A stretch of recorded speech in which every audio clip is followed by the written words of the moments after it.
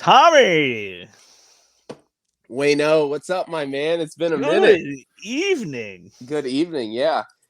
You say good evening as I'm just waking up, with our schedules being so different. I'm finally finally waking up. I got my monster here to be a part of the show. But man, it's been a fat minute since me and you've been on a show together.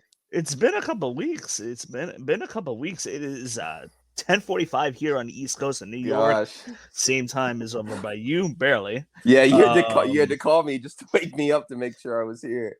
oh man. So today we're gonna shoot the breeze. We're gonna talk us off the cusp about anything we want. But first, let's get this Let's get it going, show baby. start. Let's get it It didn't. started. I Let's love get it that. started. Are you ready? Agility from the champion. Oh, deep six. That could be it. Delivers this deep six.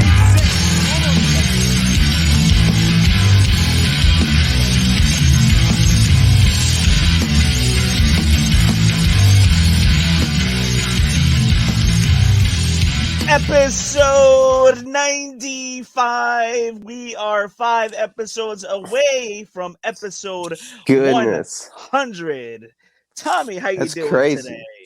Man, you know what? I'm doing pretty good. I'm a little trying to still recuperate from sleeping during the day, but man, it's good to be back. Like I said, in the intro, it's been a good minute since we've been together. I know I took a couple weeks off, after Money in the Bank and just trying to get everything going. But man, it's good to be back here. Episode 95. That's crazy, man. We are on the road to 100 episodes. Gosh, that is insane. It's Tommy. It is.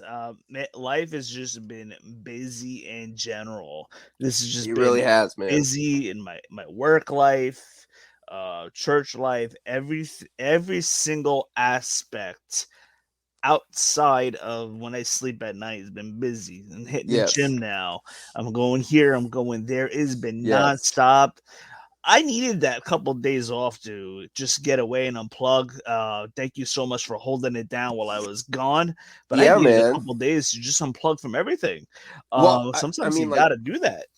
like even for you, like or for me as well, like I had that 2 weeks where I took a good break, and then obviously me and Justin, covered everything with Money in the Bank. But I feel you on that, man. I've been hitting the gym like right after work. Like the grind is real, but it just coming home and like trying to find time to do everything. Like it's been a challenge, but man, I'm glad to be back here. We were joking around at the beginning. I look a little different here with the mustache. I kind of look like a cop, but I see David Smith posted. Finally the Hook Bros are back, man. It's good to be back here. The Hook Bros are here, man. The Hook Bros. That is very well probably going to be our next shirt. Dave, you better buy a shirt if we make a shirt If we make a shirt, you based better, off Dave. of You better your be. idea. Yeah, you better be the Sure. first person who buys it, Dave. Oh man! For those of you guys that haven't gotten a shirt, www.prowrestlingtees.com/the Aftermath Pro Wrestling Podcast or something like that. Just go on to Pro Wrestling Tees It's Pro Wrestling website, Tees, yeah. click on the search, click on the Aftermath Pro Wrestling Podcast, and our t-shirts are there in black, navy blue, gold, and hidden where it says the black t-shirt. It says two colors is also army green. Ooh. So, yes, we got 4 colors out now. So I'm very excited about that. And we're getting close to episode 100. God only knows what's going to happen for that episode. We just know that I have something fun planned. We were. I'll let the cat out of the bag because it's not going to happen. But the plan was to get Ted DiBiase on. But due to legal issues, it's probably not going to happen, but we will get a guest on. I don't know who it is yet. I still have about 5-6 weeks to plan that. John Cena. Yeah. You can show up. Hold on, Yeah, everybody. yeah. Everybody, hold on. Look, John Cena. John Cena's here. You can't see him, but he's here. Imagine. So yeah, I mean, That'd be crazy. Reality is you can't get current WWE stars. You can't get current AEW stars. It's our best chance right now is get Impact stars, which I've been in contact with their personnel over there. And we got a special appearance tonight. For those of you guys that are listening on the Say hi, podcast, Moose. be subscribed so you can see Tommy's dog Moose. Moose. Moose. All elite. He's all elite. He knows it. Even Moose has got a T-shirt. Even Moose has a t-shirt. You're right. Moose just wants to say hi. It's big, man. Like you said, we're 95 episodes in. You know, all the watch-alongs and the podcast, you know, or the show, like previews and post shows and everything. Like, this is big, man. We're getting to, you know, I keep going back to when we had that special interview with Chris Van Vliet, and you know, he's always talking about how most podcasts don't make it this far, and like that's the thing is like even with, you know, our life challenges and everything, like trying to find time to be able to get a show and everything, like we're 5 episodes away from making it to 100, dude. Like that is not only impressive, but it's just something that's really cool to be a part of. It is indeed a milestone, and we could not do it without those that are watching. If we have, whether we have one person watching, which we've had, whether we have 5 people watching, Yeah, or whether we have 200 people watching in one shot, which we've had, even if it's just for one person, we're gonna deliver the best quality that we can, and correct. and that's why we stick around, even if it's for one person. Yeah, you know, and I think that kind of goes back, you know, every time I kind of describe it to a few friends or, you know, my family and everything, it's not about the views, you know, of course it's nice to see like a bunch of people, you know, watching your show and everything, and obviously seeing your hard work pay off. But the thing is me and you are just two guys just shooting the breeze about wrestling, man. And that's so fun. Excuse me. We have a platform to be able to do that. Like we have a chance to be able to talk about our love of pro wrestling. You know, just before the show started, I was talking to you about, you know, I'm watching my first G1 climax today, like or over this morning, I guess. And like just having that connection that me and you have, and obviously, you know, you're a Red Sox fan and I'm a Rays fan, so we have that baseball face. Yeah, there you go. We have that baseball connection, but even in everything, like it's just it's fun to be able to have a platform to shoot the breeze about everything and be able to show off our kind of love of, you know, of life and of wrestling and football and baseball and everything. Like I truly do enjoy that. So it's never really about the views, but being able to just, you know, kind of sit here and have the time where, you know, finally, again, I keep coming back to it, but me and you haven't been on the show since, gosh, for a good minute, almost a whole month probably together, where we've kind of been alternating between like who's leading and everything. But it's good to come back. Like I meant to tell you before the show started, but we were just talking about baseball cards, man. I went up and got a pack today. I got a pretty cool Garrett Cole like jersey card and everything. I meant to send you a picture. Now let me ask: did you open it with using gloves? I did. You Good. said that the other day, and I was like, you know, because those of you guys that like I didn't know any of this, so I had to teach myself. The proper way to open up baseball cards is you gotta be very particular how you open up the pack. You gotta wear gloves too, because if, well, God forbid you get one fingerprint on the face of the card, it brings down the value, compromises the card, brings down the grade when you want to get it graded. Now I never you gotta be so careful. You gotta be correct. so careful. I didn't pull anything crazy, so I'm okay with putting my fingers on this, but I just have to show you this because like when I pulled it, I was like, Wayne would really like that. Here it is. Here, let me get it out. This Garrett Cole jersey card. Oh, rip it up. With the touch on it and everything. Rip it up. Really, when I pulled it, I was like, of course it's got to be Garrett Cole. Of course it's got to be the pitcher I hate the most, and then of course it's got to be the Yankees. I had a really really nice pull. What brand did you get? I actually followed your thing. I'd been getting tops, you know, the start of this binder. I got it probably about 3 months ago. And then, the whole baseball card prices, and me and you were talking about this, like, it's just been so hard to find baseball cards recently. And I went to Target this morning I actually went yesterday and saw that they had a bunch of cards, and I was like, next time I'm here, I'm going to buy some.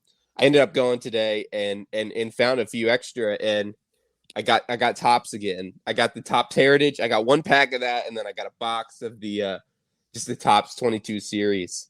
Nice. And but let me tell you, man, it's something about it that still gives me that like kid vibe of being able to open up packs and everything, like just being able to see all the cards. And I'm a big MLB The Show player, so kind of doing that and opening them and playing as I'm doing it. It makes it fun, dude. I get a bunch of cards of players that I'm a fan of it because of like analytics and everything. Like I'm a big nerd about all that stuff. Yeah. So for those of you guys that are interested in collecting cards, Topps is the way to go. Yeah, dude. There's some cool Topps cards. Bauman and the Topps Bauman Chrome series is what I'm looking to hunt down, because those cards are going to be worth more than what the regular Topps are going to be. Yeah, the Topps will hold their value though more than like a Don Russ and whatever else is out there.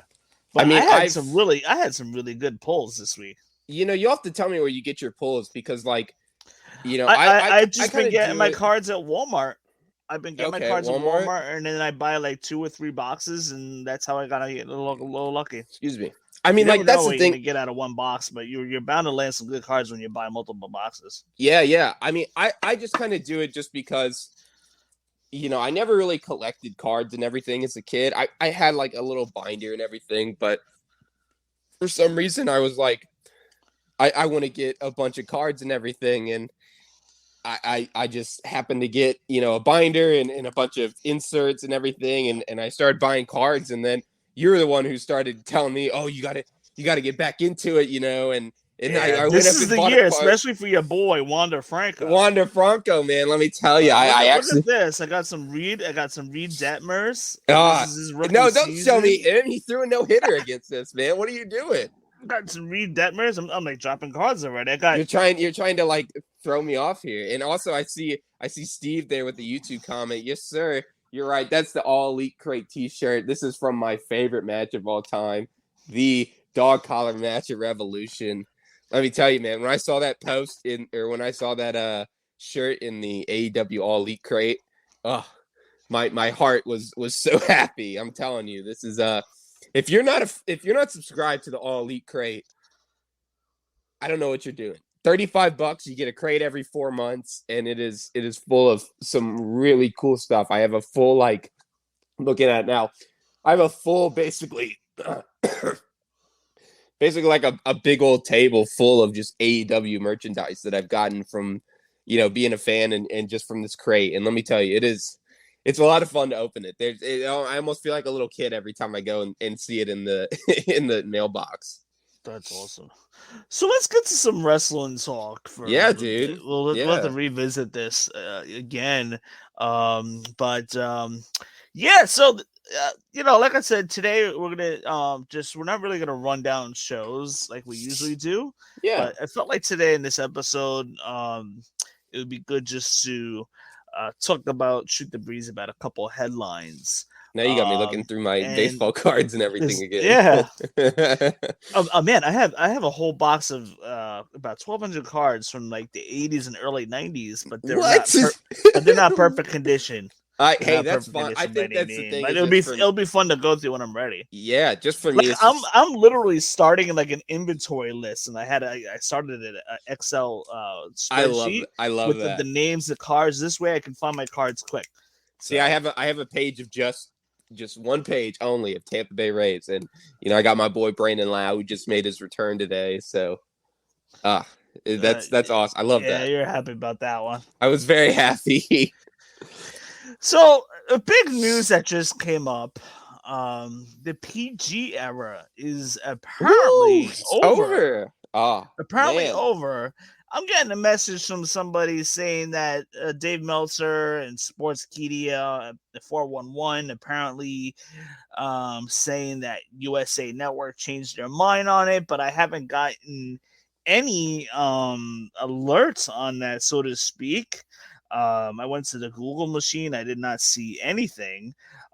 So as of now, as of this moment, as far as I know, the PG era is over, starting this Monday. I'm looking through Sean Ross Sapp's tweets. I'm going back like a couple hours here because Yeah. I get my news from him.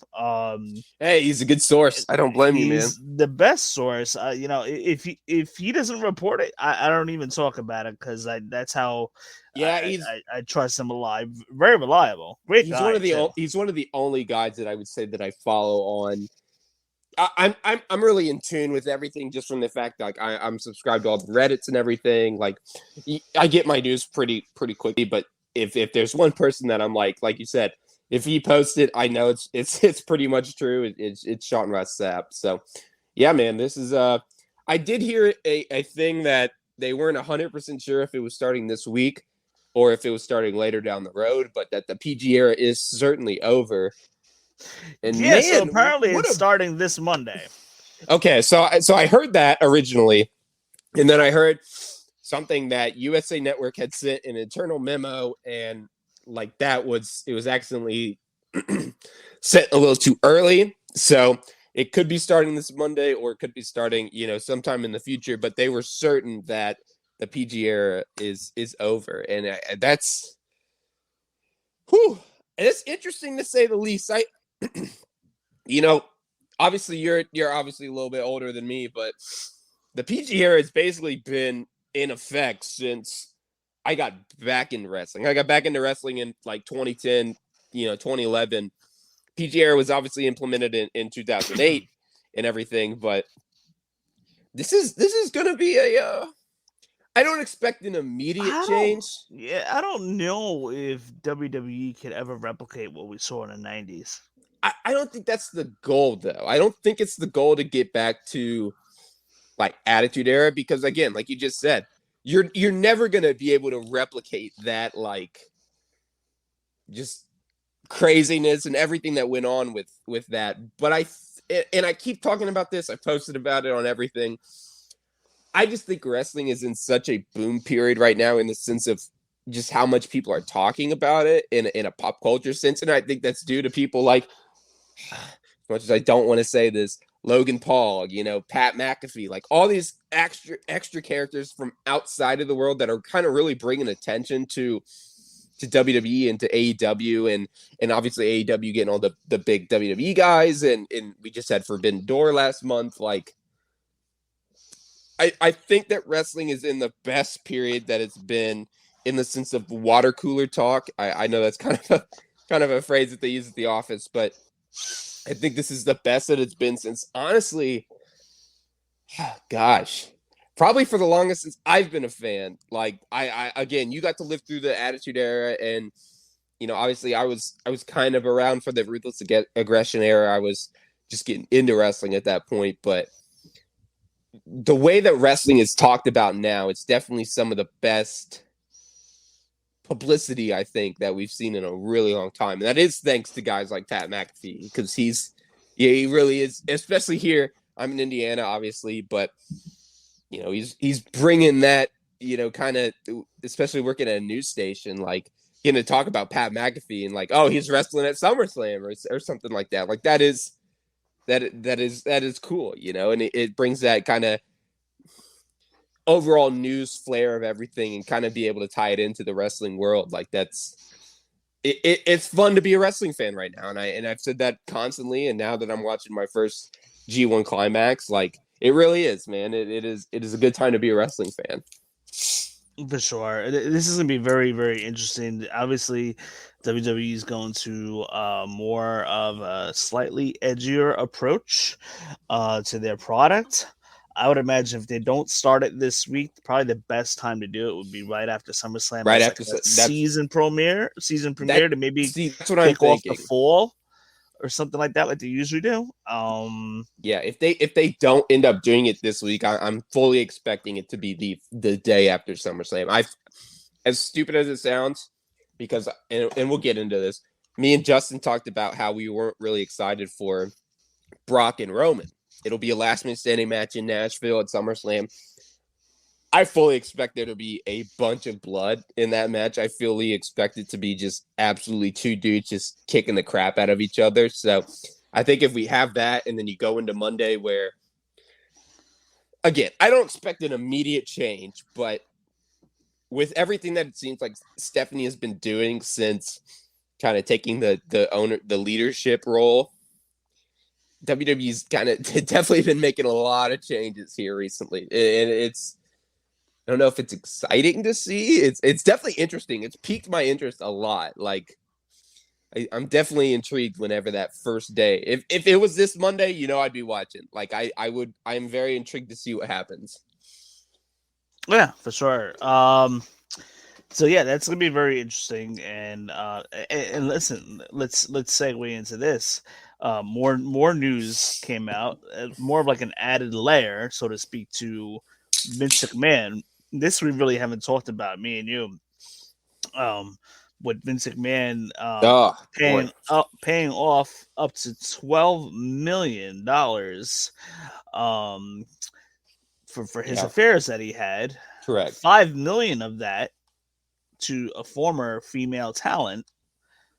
I'm very curious as to who that female talent was, by the way. Well, they kind of spoiled it. I mean, the outlets kind of said it was around like the 2005, 2006 era. So I think that we can kind of like, obviously we're not, it's no need to give publicity to that person because obviously they're probably dealing with a bunch of stuff just from people guessing and everything. But you can definitely narrow down the list from where it was. But, again,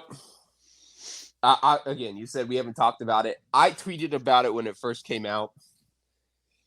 As good as everything is going in wrestling right now, it is really a giant stain on the wrestling business. Like that just it just makes everything. It just makes everything kind of like, I don't know. Me and Justin kind of talked about it, outside of the podcast, but I'm not surprised.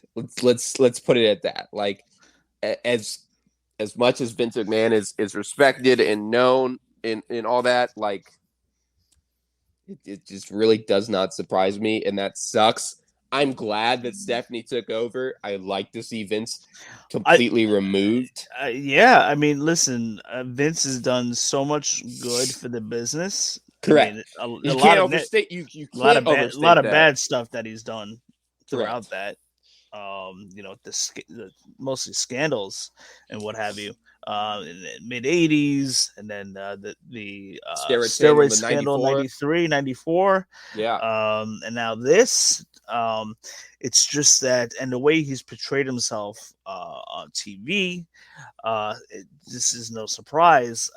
But he's also done a lot of good for the business too. But I feel like at this point, I feel the way he delivers a product is totally out of touch. He's very much out of touch. Very much so. The way the booking is done, repetitive matches, 50-50 booking. A lot of fans had been drawn away more Correct. so than garnished over the past couple of years. And thankful for AEW that there's an alternate product, because basically Vince McMahon killed NXT.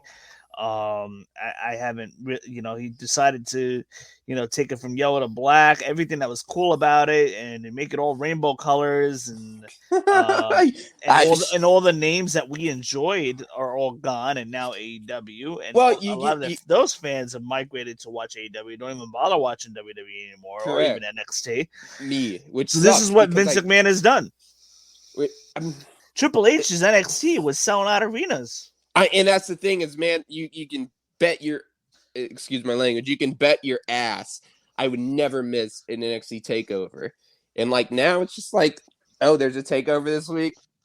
Whatever. Like if there's a decent match, that's fine. But you're hearing there's reports of like, I mean, guys like Roderick Strong, who's like, this NXT a few months ago was all about the indie veterans and everything. And now he's not even really getting this chance to be be a part of the show, and he wants out, and WWE won't let him go his contract. Like that's the kind of stuff that you hate to see. But again, you brought up, and again, this isn't a side of I'm AEW, I'm WWE. Man, like what you like. Like I hate seeing that on wrestling Twitter and everything. Is like all these people trying to fight. Dude, I'm a wrestling fan. Like I like New Japan, I like AEW. If WWE is putting out something good, I'm gonna watch it. You better believe I'm watching SummerSlam. I mean, Jeff Jarrett's gonna be the guest referee for JEFF. Yeah, really.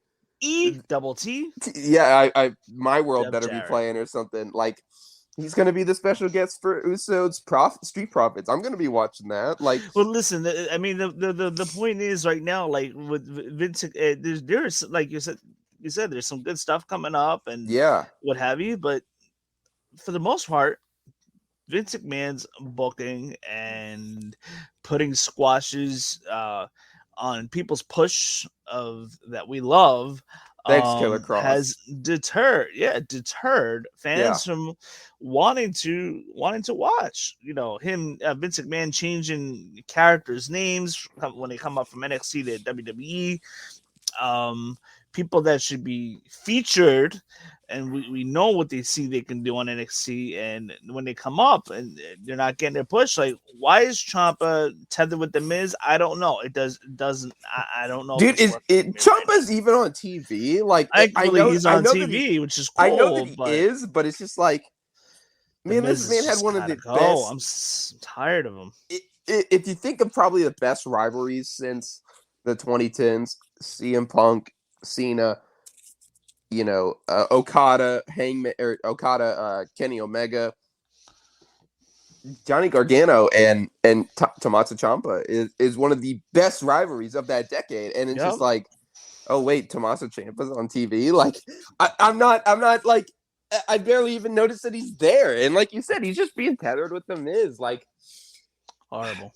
I don't like the constant like, we're gonna drop one part of their name and everything. Like, it's weird. But again, we can't understate the value of what Vince McMahon has done for the wrestling business. But I think because there's an alternative now, because wrestling's back in the limelight, obviously we've had these scandals, and now Stephanie's taken over. I think WWE is finally. Listen, the talent's happy. We're moving away, man. We're moving away from Vince. A little Vince. happy right now. Vince like, and when Stephanie took over as the interim CEO, Vince is still can't get away from the business. They have he's still doing the creative. He's showing up randomly on Raw and SmackDown quite a number of times. He needs to get away from the business altogether. This guy is gonna be. He's close to his 80s. He's gotta go.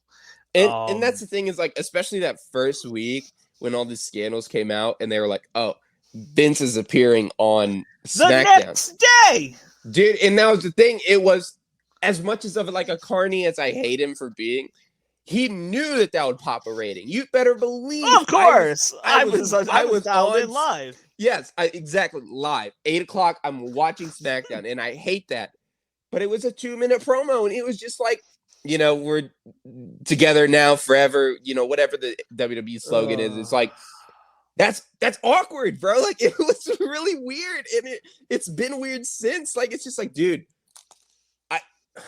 we've been calling for Vince to leave for probably 7 years now, probably since 2014. Yeah, or more. Yeah, it's so just like, dude, with now Vince being gone, with Vince potentially being gone, or you know, kind of fading out, moving bit. out. Yeah. With Stephanie in the realm, I think this, like, the moving away from PG is reactionary. Hopefully it works. Oh, definitely Cody too. I want to see Cody. Yeah, I want to see better booking. And another thing, John Laurinaitis, he's up in the air right now. He's hey, that's fine with me. I was never a fan of John Laurinaitis. Once Vince McMahon and Laurinaitis are gone, you know who the next guy is going to go, right? Bruce. No. The other guy is another guy. Dunn. Pete. No, Why did I no, say no. Pete Dunne? Um, Kevin Dunn. Kevin yes. Dunn. Why did I say Oh, Pete Dunn? yes. As soon as Hey, that would be great because I am Stephanie has so full tired. I'm control. so Kevin tired Dunn. of the constant like camera cuts and everything. Gosh, it is so overdone at this point. The amount of like times that camera cuts Kevin happen. Dunn has got to go. Hey, Got to I go. mean, as much as I hate him because not hate him, as much as I hate it because I follow his podcast and I think it's interesting. Bruce is right behind him. I would not be surprised if Bruce Pritchard is right behind him. But Yeah. he's definitely liked in the office. I think that Bruce is if there was one person who had to stay, it would probably be Bruce. I mean, nothing's crazy come out about him, but No, and then he's a great guy, but he's got to do some good stuff creatively. he's very much a Vince McMahon homer, as we'd like to say. Yeah. But anyhow, gosh, what a change! I mean, just the fact, Monday. Keep be on the lookout for changes for sure. Yeah, dude, and that's the thing is, not that I know it's not a ratings pop, but everything, but like. You better believe the first day that they announced that we're changing to PG or changing out of PG, like people are going to be watching. I mean, that's going to be the highest rated Raw in probably a good bit. And I have a feeling my expectations will be, probably suck from that. And the fact that there won't be any like noticeable changes that first week, but the interest, man, that's the thing. It's piquing my interest. Yeah. I'm curious as to what's going on. I'm intrigued by AEW with Ring of Honor now next week, and like I'm curious with the way that the wrestling business is going. But I love that. Like I love that we are talking about this in the light of like this is really water cooler talk. Like it's fun to be a wrestling fan. For sure. For those of you guys that are watching or listening, make sure you are subscribed to our podcast, YouTube channel.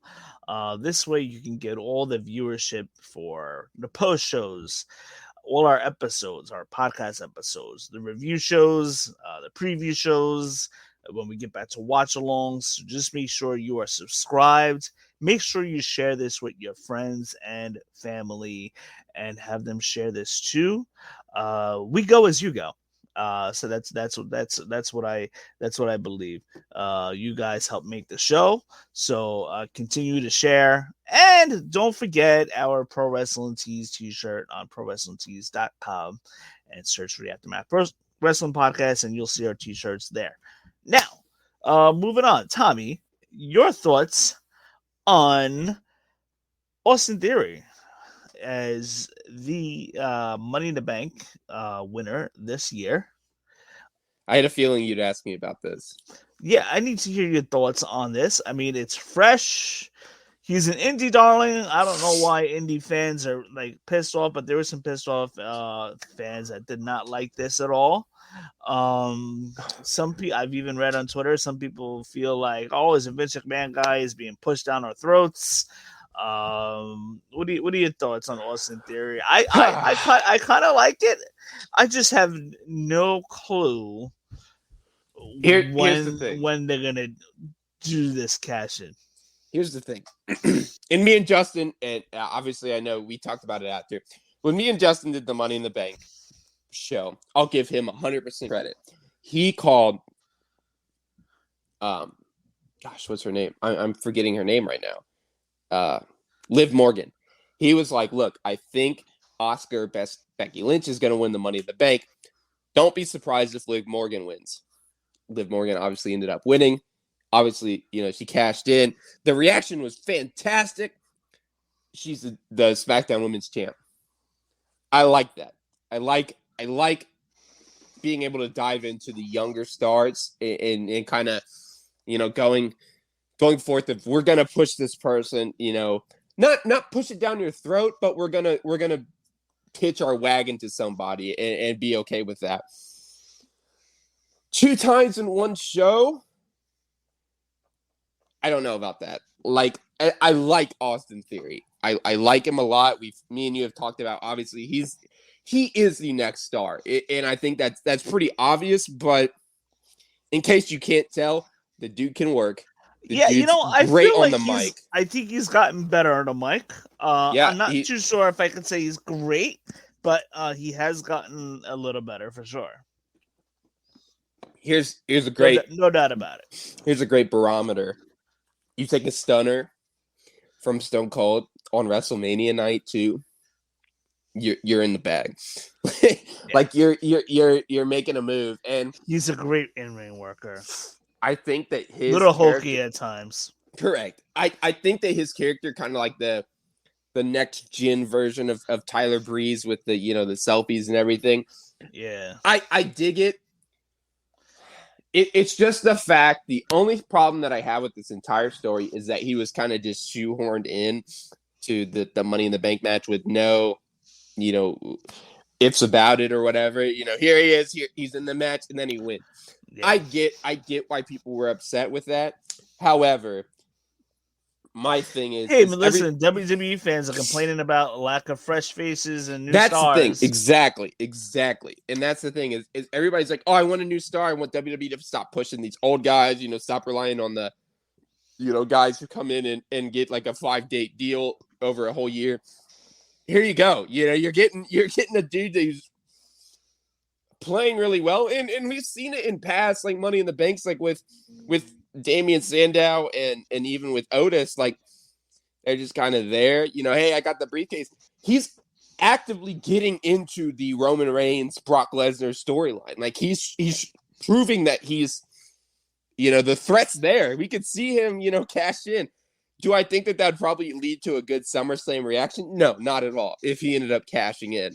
I don't think he cashes in at SummerSlam. We'll talk more about that, but I don't think he does. However, I just think that you're not going to please everybody. I get that, especially working in news. I know that firsthand. But, I mean, outside of the way that they did it, I don't see why people are complaining. Like, you're getting the 2 Money in the Bank winners, which is supposed to be the match that pushes the next level of superstars, or kind of gives them that boost and everything. We saw it with Otis. We saw it with, Carmella. There's obviously a bunch of examples, but this, you want all these people saying, oh, I want these new people pushed. Here you go. You got the new SmackDown Women's Champion. You've got proverbially the next WWE champion at some point. Like, I'm cool with it. I like it. I like that WWE is building into it, but I do understand where people got upset with the fact that it was done, because the way that it was done was not not the best idea, in my opinion. Yes, the story leading up to that match, him just getting thrown into it, that doesn't work. In fact, what they should have done was, instead of just throwing random qualifying matches at us on Raw and SmackDown, just to kind of keep it a little bit more engaging, have the bracket of 12 to 16 participants. Yeah. And just do it like a bracket style, and the winner of each match then moves on to the Money in the Bank. So just to kind of keep it more engaging with the fans. Like, AEW does an excellent job like doing the tournaments and stuff. Correct. So WWE needs to kind of work on that a little bit. And yeah, I totally agree with you. It was just so random. I believe the right guy won, but it was just so random. It was in any other situation, if he had been announced for the match, great. Like, that's fine. Yeah. He's supposed to get a heel reaction. He's obviously the heel. But him just being thrown into the match like at random, that does not work. And so that reaction that he got is very genuine, and I do understand that. Like, I get the fact that we want to push a new guy, but put him in the match before. I obviously know he wrestled Bobby Lashley earlier and lost the title, but it just bothers me, like, the way that they handled it, because it's starting to plant the seeds of, hey, you don't like him? Too bad. We're throwing him down your throat. He's gonna be the next guy, and that's this. The way that he was put into the Money in the Bank is the perfect example of that. Like, look. You don't like Austin Theory? Too bad. He's in this match. Oh, wait. He's going to win. Like, that heel reaction, not every pay-per-view is going to end with, the good guy winning, and that's fine. Obviously, you don't want to do it on like WrestleMania or something, Yeah. but I'm cool with the way the match ended. Don't like the way that how he was thrown into it. For sure. And we'll talk more as time goes on about our predictions of Austin Theory of when he may cash in. There could be a cash in attempt at SummerSlam. Like a teaser, so to speak. But I don't know. I'm not sure. We'll have to see. It'll be what interesting. happens from that would be really interesting. Well, listen, we have been saying the whole entire time, at least I've been saying it, that the person that beats Roman Reigns has got to be somebody of importance, a fresh face, so to speak. Who I've been that saying? can instantly make somebody. So I'd be down with it, honestly. Don't be surprised if there's a cash in and a win with that. But or Clash of the Castle too. You know what I've been saying about Clash of the Castle? No. That's why you don't want it, man. The seeds are being planted. You know it's happening. Drew should not be in that spot to potentially face Roman Reigns and win.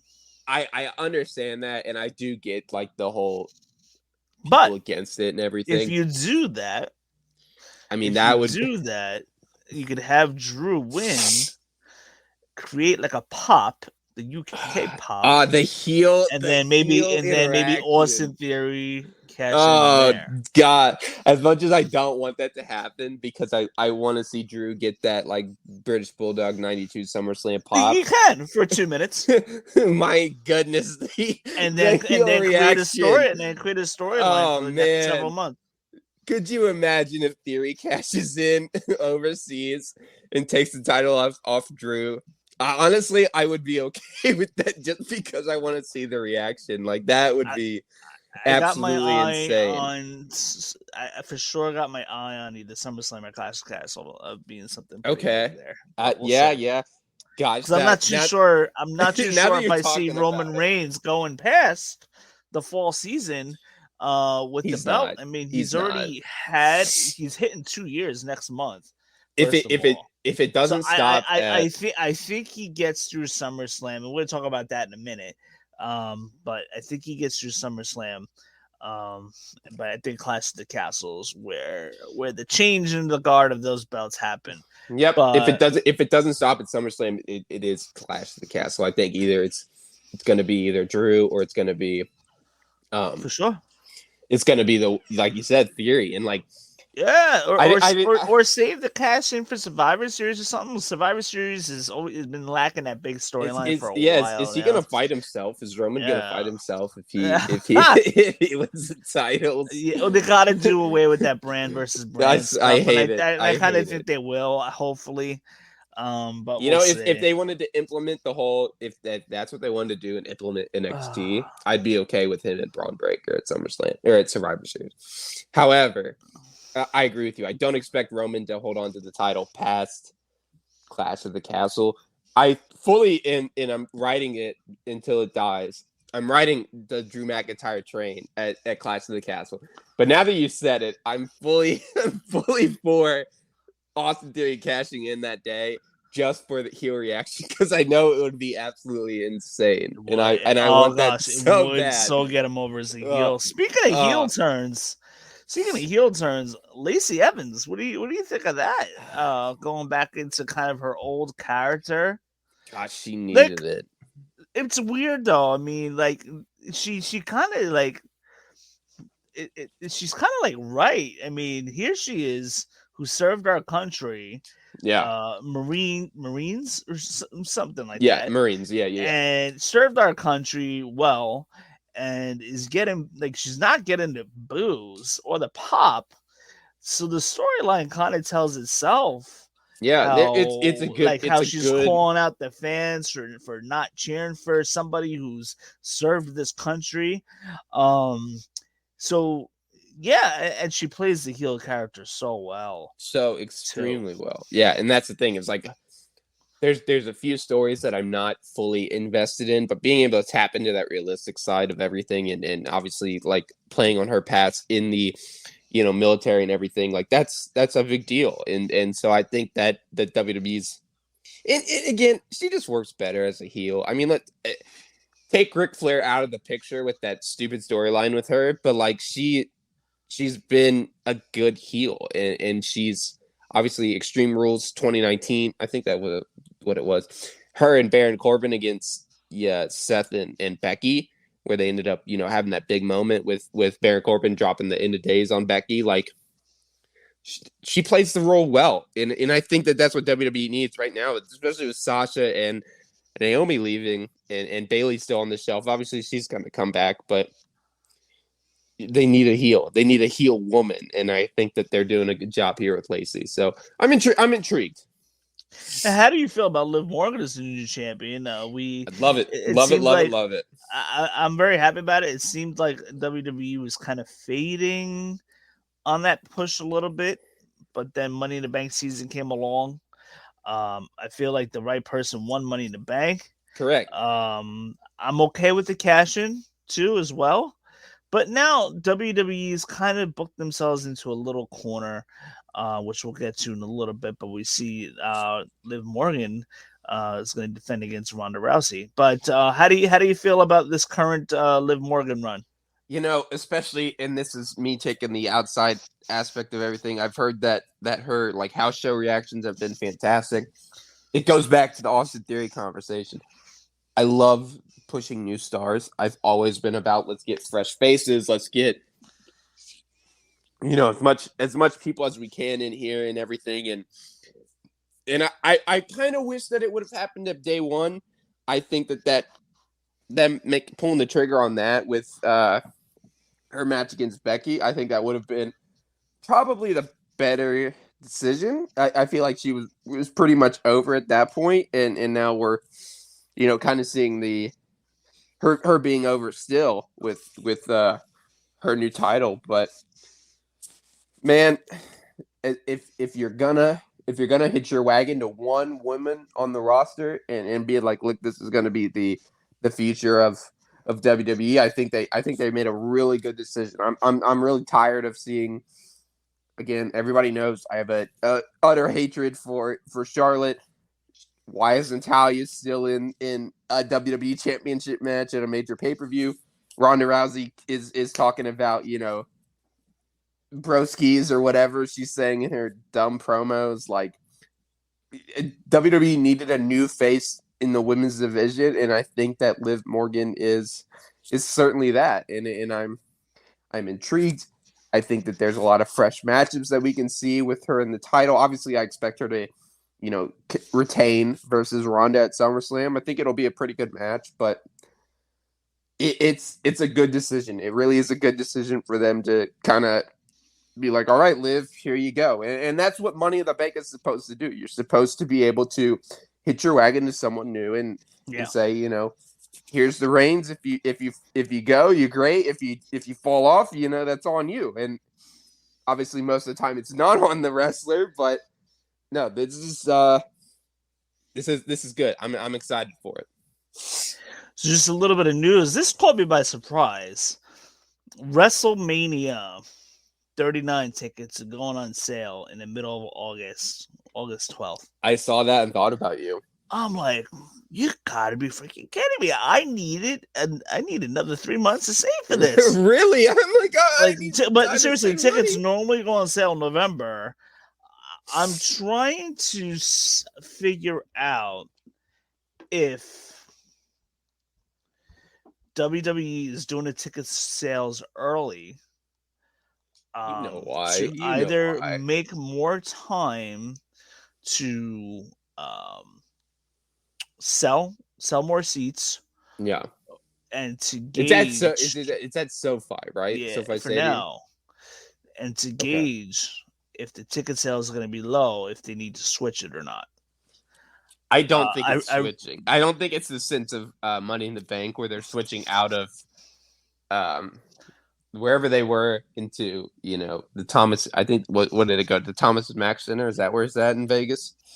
They obviously switched venues, and obviously again, UFC was going on literally a street over. So Yeah, you what know that. across the street? They're so close. Like Yeah. literally, you walk across the So street and you're there. I do understand. I do understand that. However, gosh, they can't change WrestleMania. And again, I just think the amount of disappointment. Not to change WrestleMania, just to put it in like say like a Staples Center or something. Just to They can't go Staples Center. They just to have to go brace some. stadium.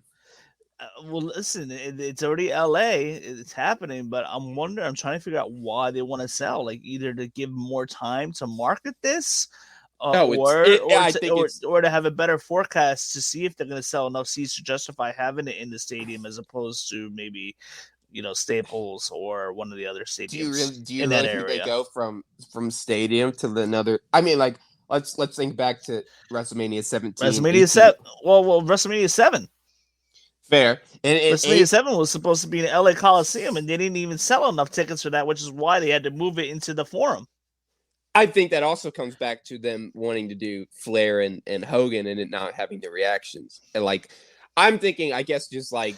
Well, that was supposed to be slated for like WrestleMania 8, which was in Indy.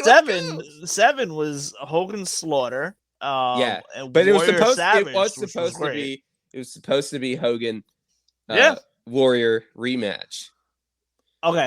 From what I've heard, it was supposed to either that or Hogan Flair. So obviously, like there's that big drop off. But I'm just thinking of, let's look at WrestleMania 17, 18, 19. We're in the Astrodome in 17.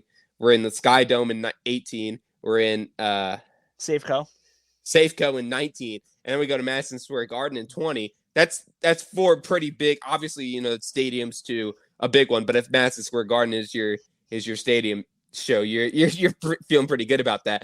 And then we go to Staples in 21. So like them doing so many stadium shows since, and let's just be honest, there's going to be so many people. We lost Wayne there. There's going to be so many people who are disappointed. Oh, there you go. It's going to be so many people disappointed if it's not Rock Roman. I mean, it has to be Rock Roman at this point. I think that match sells out any stadium, any live event that you go to. But what do we know the venue? What is the venue this year? It's not SoFi, is it? It is. It is SoFi? Okay. Yeah. So it's a decently new stadium. Like obviously it's going to be pretty packed here with the Rams playing here in a month, but I just don't see them going. I feel like even if it's not a sellout, which I do expect it to be, I don't see them moving from a stadium to a little venue. Like I just feel like WrestleMania is so viably been in that we're gonna be we're gonna be a 90,000 people arena or whatever. Like yeah.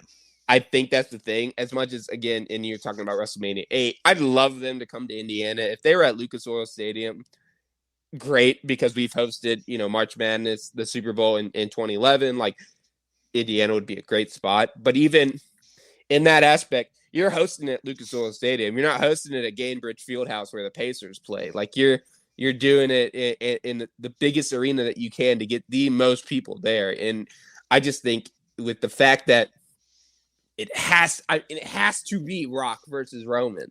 Like if there was one year where it just like we already know the event, and if it's not, it's going to disappoint so many people. Yeah. We've been predicting this for 2 years. Me and you have been talking about this since the first time we did a podcast together. It's got to be Rock Roman in Hollywood. Like it has to be, and that's the thing. It's just like I just don't. If that match happens, if The Rock comes out, let's say. I'm predicting Survivor Series. If he comes out, just that night, that's a ticket seller right there. I mean, you're getting millions of tickets sold. So it'll be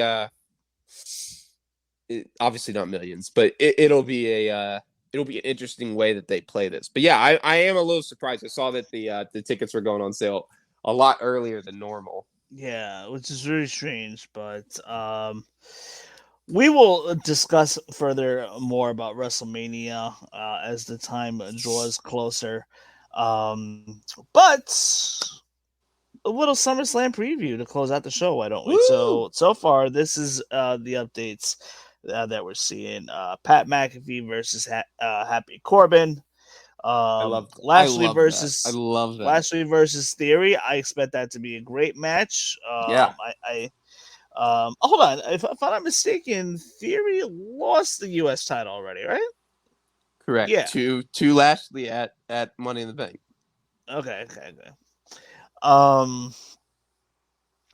Usos versus Street Profits in a rematch With Double J. Double J, Jeff Jarrett, J-E, double F, Double F, J-A, double R-E, double R-E, double T, T. double J. I love that. Jeff Jarrett. As your special guest referee. My World. Yeah. Hey, go watch the My World podcast with Jeff Jarrett. I have It's fantastic. I listened to his first couple episodes and I loved it. It's fantastic. I have a feeling. Don't be surprised if there's some shenanigans here with Jeff Jarrett. Maybe not, but don't be surprised. There has to be. Why would you put him in? Why would you do a special guest referee match? 2, why is it Jeff Jarrett? I get obviously the Nashville connection.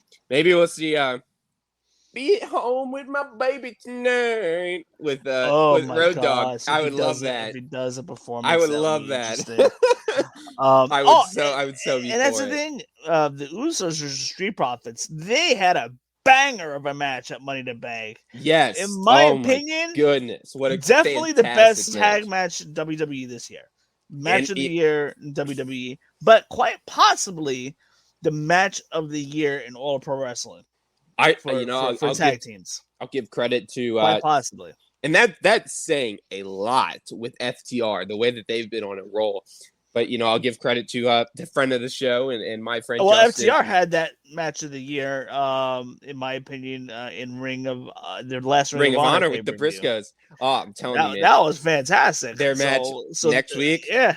I honest, as much as this might be a preview, but I'll probably end up doing an after show podcast on Death Before Dishonor, because the 2 out of 3 falls match with the FTR and the Briscoes, sign me up, like, please. This is going to be great. But I'll give credit to friend of the show Justin. Like, he called it. He said that this match was going to be really good. It probably would steal the show out of Money in the Bank, and it did. Like, it was a fantastic match.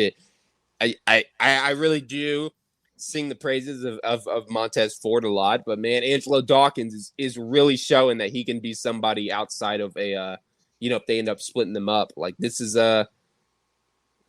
2 really good guys coming out of the Street Profits, man. Obviously the Usos have been great, but the Street Profits are a team to not only watch, but I think whenever that inevitable split does happen, obviously Montez is getting all the praises from Bianca, his wife, and even The Rock. I mean, that's how you're made. Like, yes, I saw that. I read that article. That The Rock was praising Montez Ford. The dude's got it, but let me tell you, man, go back and watch that match and watch Angelo Dawkins, man. He really, I know. He really had a good match, and that's the thing is, you kind of see that with tag teams, is one guy is the best, and then the other guy's kind of just there. I think both guys can truly excel if they were separated, and that's a lot to say, because that does not happen in this today's pro wrestling landscape.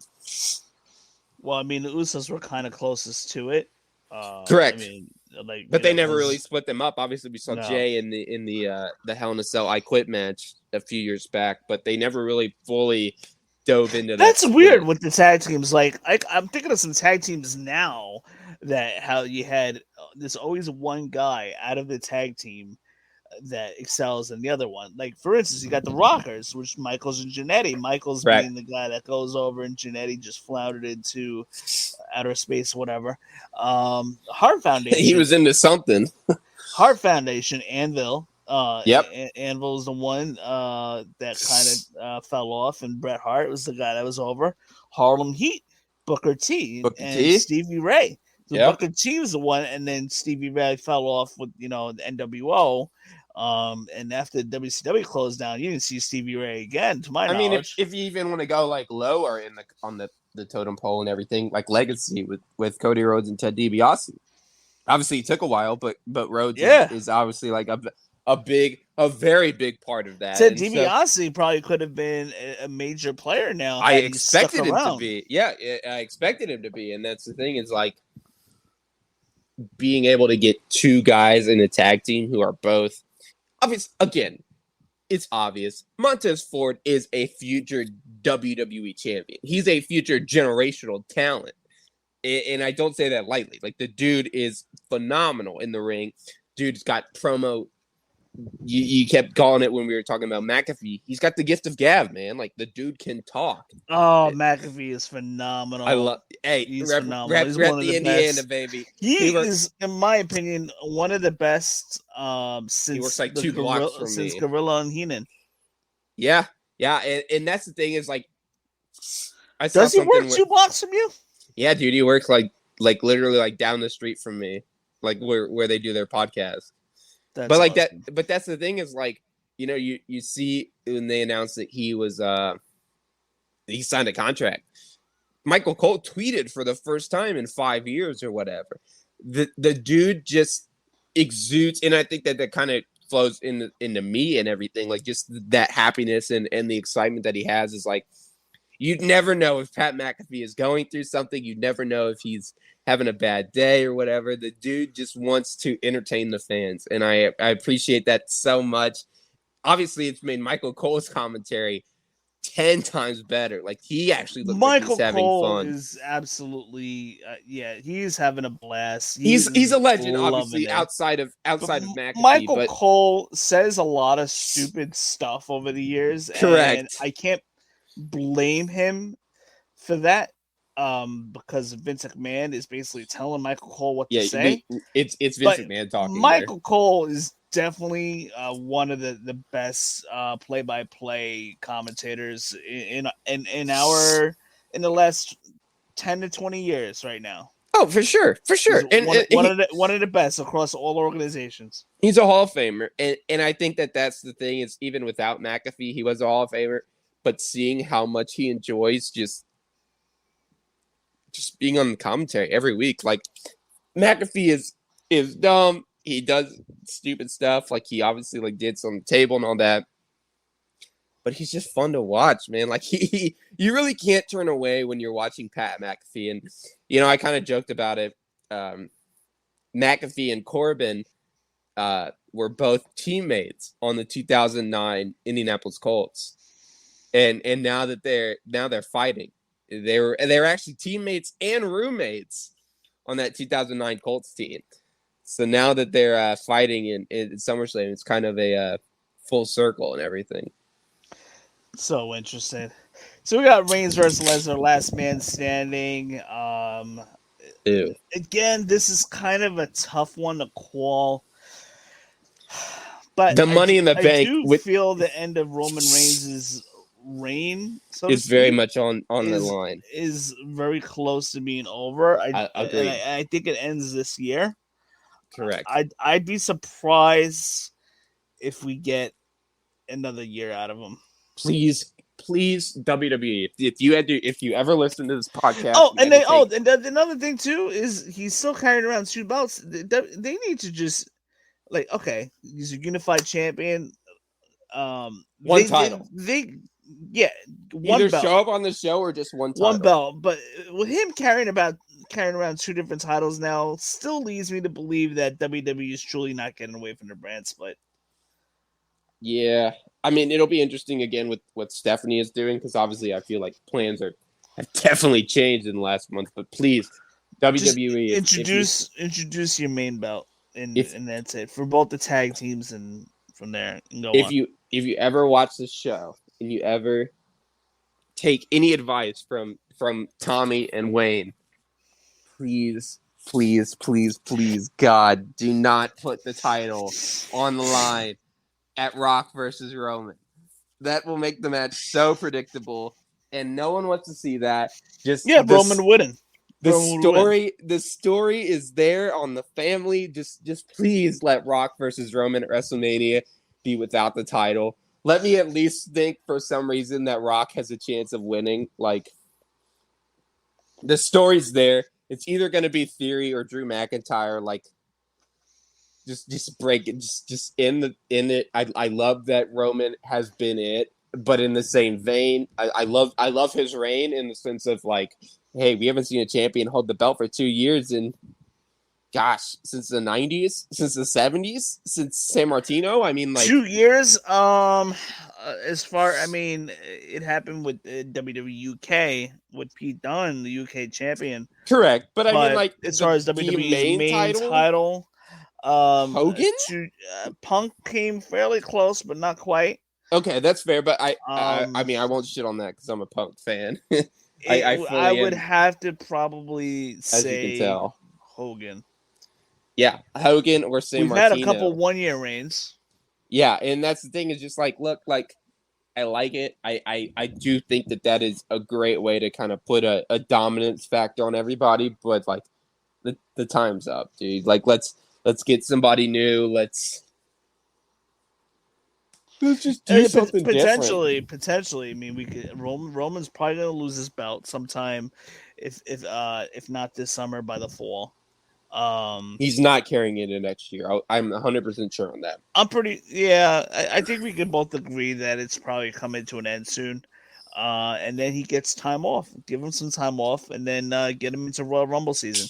I get that, but again, it just kind of goes back to him being champion. Like, dude, we haven't seen him on this past week was the first time we'd seen him in like a month and a half. Like, if you're the both champion of both brands, like, dude, you got to be on TV. Like, I get the time off and everything. Obviously, he's a family man. He's got a young daughter and everything. But like, Yeah. if you're the double champion, you got to be on TV. Yeah, I mean, at least make your promos, make a video package, and what have you. But anyhow, so that's basically SummerSlam so far. Roman Reigns versus Lesnar, McAfee versus Happy Corbin, Lashley versus Theory for the U.S. title, Usos versus Street Profits for the tag titles, Liv Morgan versus Ronda Rousey for the women's title. They kind of booked themselves in a little bit of a corner on there. How do you book Liv Morgan to beat Ronda Rousey? To make it realistic for the WWE fan. Do we have a Natalia run in? As dumb as I hate that, like, or do we have a Charlotte show up? Like interference, like no decision. I hate I hate no DQ match, like matches that end in DQ. I hate stuff like that. I think it's a cop out finish. But yeah, if there was one person that like believably you can't put over for Liv Morgan, I'd be fully for it if she beat her clean, fully for it. I don't think it happens. I think that Ronda is too highly regarded in the back that she's gonna get a some kind of sneaky way of being still in the match. But yeah, please, gosh, there's if Ronda, and again, I don't think this would happen, but it is WWE in the sense that I know that really anything can happen. Yeah. Please, gosh, do not let Ronda win this title back. Like, there's got to be no way. You gotta fully commit to Liv. I'd like to see a clean finish, but I wouldn't be surprised if we see Natalia or Charlotte get involved. Yeah, for sure.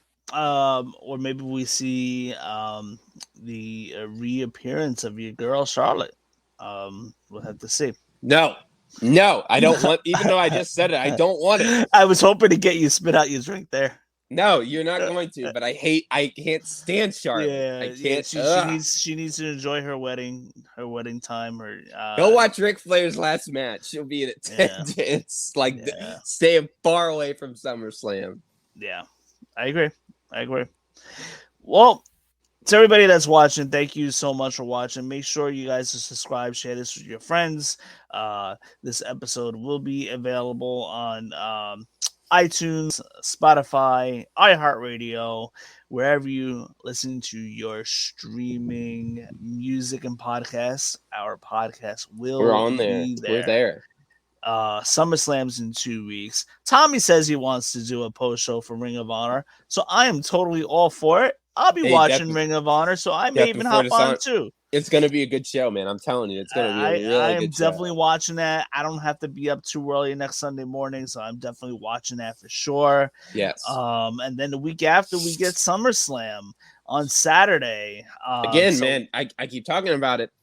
We're in a wrestling boom period, dude. We're truly in a wrestling boom period. Absolutely, you are not mistaken. And thankfully, Tony Khan is, continuing and rolling with ROH as kind of its own thing.